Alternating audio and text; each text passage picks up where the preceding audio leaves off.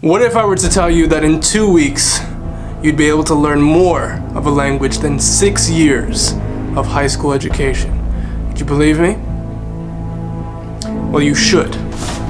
Oh my god, what is up, Ikennas? My name is Ikenna, and so let's hop into it. The clickbait title: is it possible to learn a language to fluency from nothing in 2 weeks? No, unless you're one of these two people, but even then, it's probably not possible. But is it possible to go from a complete beginner level to a low beginner level, or a low beginner level to a upper beginner level, or to flirt with that cute foreign exchange student after only 2 weeks of practicing? The answer is a big yes. Well, for the last one, it really kind of depends on your self-confidence, but yes, generally, yes, it is possible. You see, you can do a lot of damage in 2 weeks, and this is to the language, not to the exchange student, all right? Just making sure. But some of you still might be wondering, why the clickbaity 2-week time frame? What's with that? Well, the thing is, most of us are going to be stuck in quarantine for at least 2 to 3 weeks, so I figured if I could give you a way to learn as much of a language as possible in 2 weeks, that'd be pretty cool. You see, the 2-week time frame is meant to completely break your expectation of how much progress it's possible to make in, well, a short amount of time. I really wanted to do something cool which would challenge people to make the most out of this time in quarantine. So think of this almost as a speak in 2 weeks challenge, or 3 weeks depending on what level you're at. But let's get into it. So if you want to learn as much as possible out of any given language in 2 weeks time, this is exactly how you do it. There are 6 steps, and stick with me to the end because every single step is very important. The first step is optional. The first step is only for absolute complete beginners who have never experienced the language before. The first step is finding a beginner program that can teach you the basics of the language, which this is very important because this program needs to be able to teach you the basic pronouns such as I, he, they, we, she, as well as connecting words essentially like with, in, by, for, from. So why is this important? Well, every single language is different. If you hop into a particularly complex language without any idea of how the basics work, does this language have tones, anything like this, it's going to be much harder when it comes to the following steps that I'm going to advise you. If you are a complete beginner, take an extra week before we start this official speak in 2 weeks challenge to really familiarize yourself with the basic pronouns, the basic preposition, and just basic sentence structure. This you can do through either A, watching a lot of YouTube, you know, let's say if you're learning Chinese, you search basic Chinese or Chinese 101, that will work. Ideally, I would recommend doing a beginner program like Pimsleur, like Michelle Thomas, or even apps like Duo.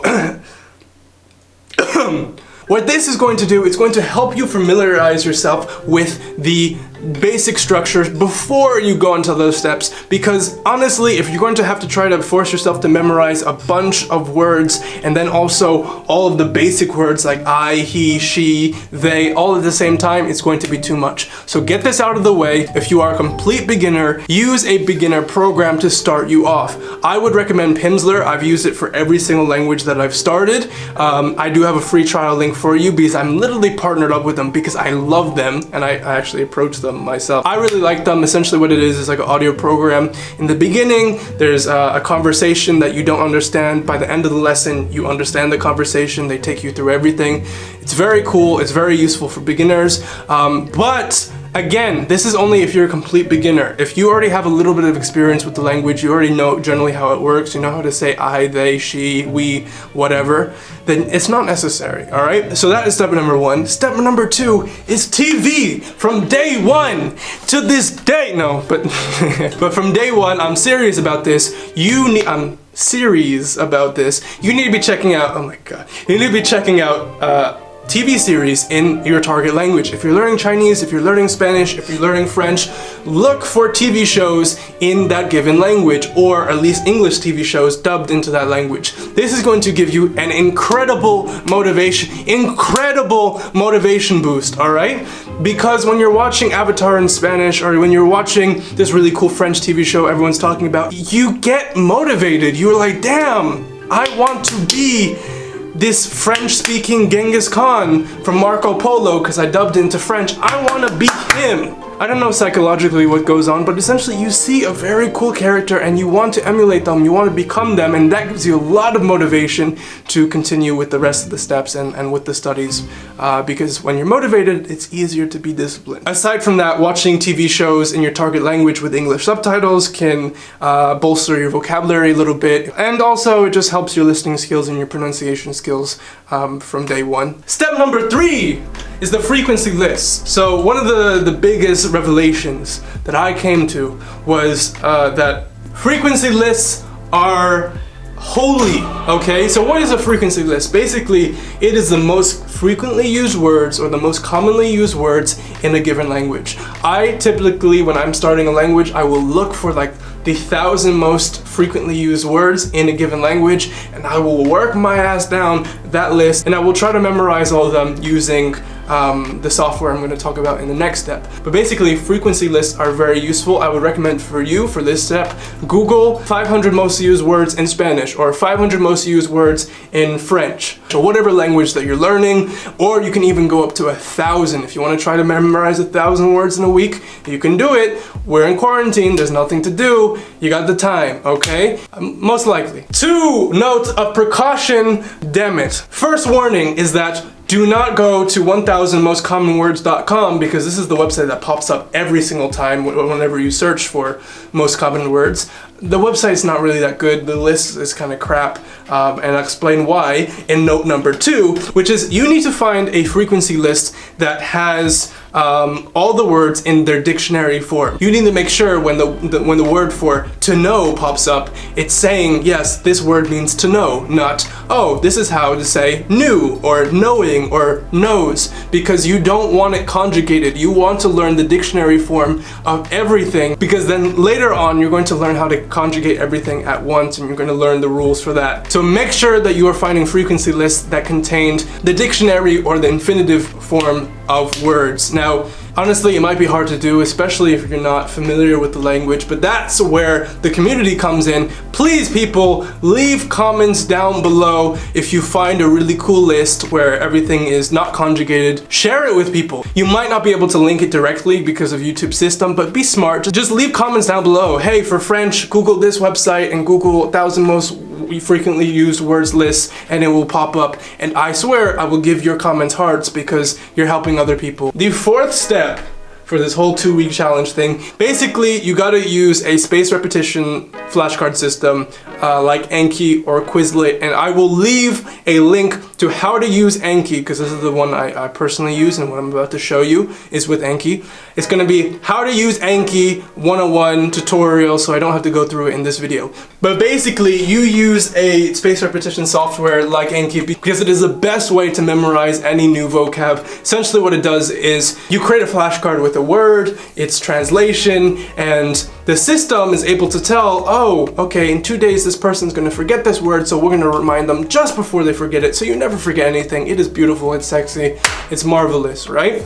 Anki by itself kind of looks a little bit ugly, but I'm working on an app that's gonna kind of, you know, take it away. I will put the English word on the front of the flashcard, and I will put the translation into the language I'm learning on the back of the flashcard. And sometimes what I do is I try to come up with mnemonics or little jingles that can help me remember specific words. I won't be able to do this with every single word, but there are some words that I'm like, oh, that sounds a bit funny. For example, so here's the little mnemonic jingle that I came up with. The way to say to think in Spanish is pensar. So I came up with, I think I want a pencil, because it kind of sounds like pensar and it's going to help me remember it. Alternatively, there's the word volver, which means to do again or to return. So I wrote a little note to myself, think revolver in a gun and how it returns to the original position. These little hints and mnemonic tricks can help solidify the words that you learn, but again, it's not something that you're going to write on every single word, as it does take time, and let's face it, some words don't rhyme.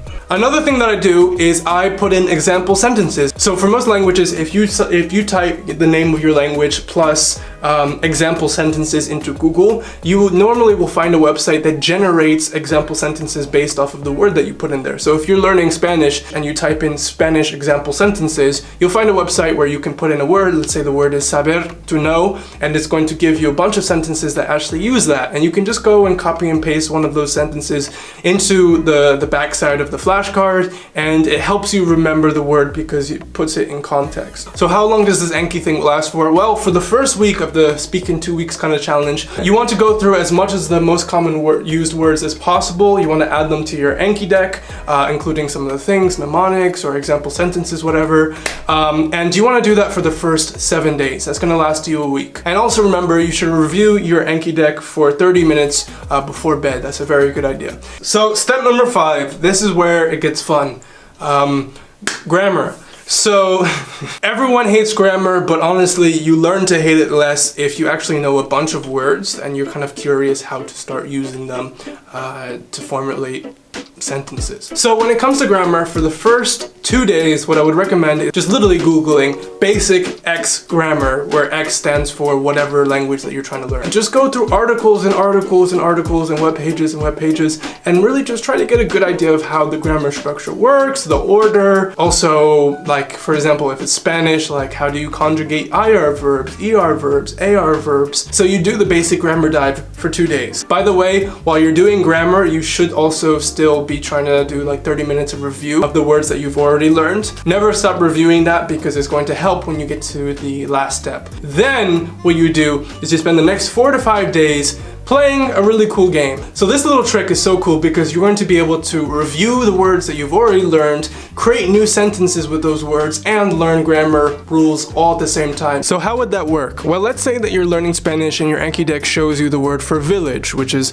pueblo in Spanish. And the second word that it shows you is the word for experience, or experiencia in Spanish. Your mission, if you choose to accept it, is to form a simple sentence containing both of these words. Think first of what that sentence might be in English and be creative. So let's say the sentence that you come up with is, the village did not have much experience. Again, a super simple sentence, and you don't need to explain further. Just focus on the 2 main words and make a guess on how you'd say that sentence in Spanish. Let's say you guess, el pueblo no tener mucha experiencia. And whoa, Google Translate actually says that it's el pueblo no tenía mucha experiencia. Well, now you have just learned how to say the word to have in past tense. You see, you can continue to do this with all the other pairs of 2 words you have from your Anki deck. This is a great way to practice sentence construction, review vocab, and most importantly, learn how to use grammar to form sentences properly. Google Translate or whatever translator you use may not always be accurate. However, you usually can count on it to be grammatically correct if it's only a single sentence that you're translating. The last step is to test yourself. Book a tutor on italki or find a pen pal and actually have a conversation with a native speaker. And that is it. If you do everything right, you're going to be shocked at your progress. Even if you do a few things wrong, you're still going to be shocked at your progress. You're going to be astonished how many words that you can retain. And if you do have that final conversation with someone, you're going to be stunned. You're like, whoa, all of a sudden I have 300 words or 500 words that I've memorized that I can actually draw from and pull from. And because of the little training I did with Anki and grammar, I actually know how to create sentences with them. Listen, speak in 2 weeks. Let's go. To make this challenge even more fun, you guys can go to my Facebook page, and if you actually do this challenge, record your progress. Record yourself from day 1, and then record yourself again day 7, and then day 14. And yeah, I'll give, let's say, $100 to someone at random that submits the little 2-week challenge transformation. I want you guys to be motivated about this. We're in quarantine, we're in lockdown, there's nothing else to do. So I wish you guys the best of luck, and let me know how it goes. Take care.